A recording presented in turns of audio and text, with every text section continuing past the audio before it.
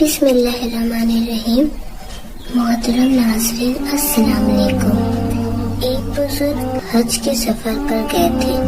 جب وہ ایک جگہ سے گزر رہے تھے، ان کے ہاتھ میں ایک تھیلا تھا، ان میں کچھ پیسے تھے۔ اچانک ایک چور ان کے ہاتھ سے تھیلا چھین کر بھاگ گیا۔ جب چور کافی دور نکل گیا تب اچانک اس کی آنکھوں کی روشنی ختم ہو گئی۔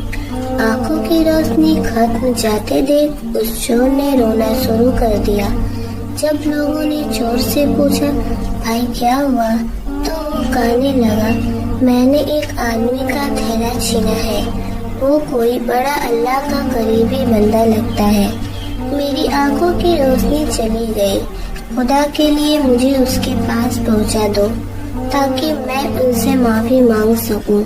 جب لوگوں نے پوچھا کہ یہ قصہ کہاں پیش آیا تو کہنے لگا فلاں نائی کے دکان پر۔ لوگ اس کو اس دکان پر لے گئے اور نائی سے پوچھا کہ اس طرح کا آدمی یہاں سے گزرا ہے، آپ اسے جانتے ہو؟ اس نے کہا مجھے اس کا گھر تو پتہ نہیں، ہم اگر نماز کے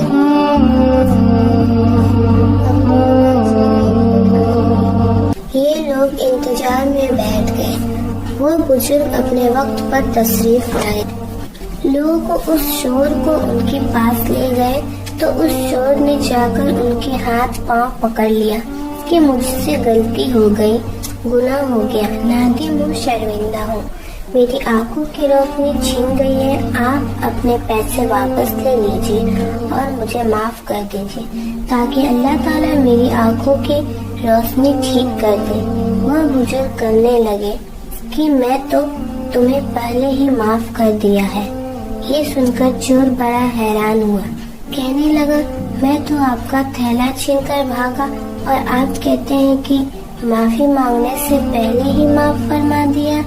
وہ فرمانے لگے ہاں میرے دل میں کوئی بات آ گئی تھی۔ فرمانے لگے میں نے ایک حدیث پڑھی جس میں نبی اکرم صلی اللہ تعالیٰ علیہ وسلم نے فرمایا ہے کہ قیامت کے دن جب میری امت کا حساب پیش کیا جائے گا تو میں اس وقت تک میزان کے قریب رہوں گا جب تک میرے آخری امتی کا فیصلہ نہیں ہو جاتا۔ میرے دل میں یہ بات